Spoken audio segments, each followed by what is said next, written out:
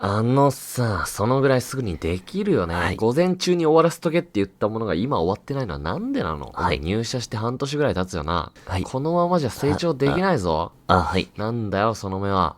なんとか言ったらどうなんだよ。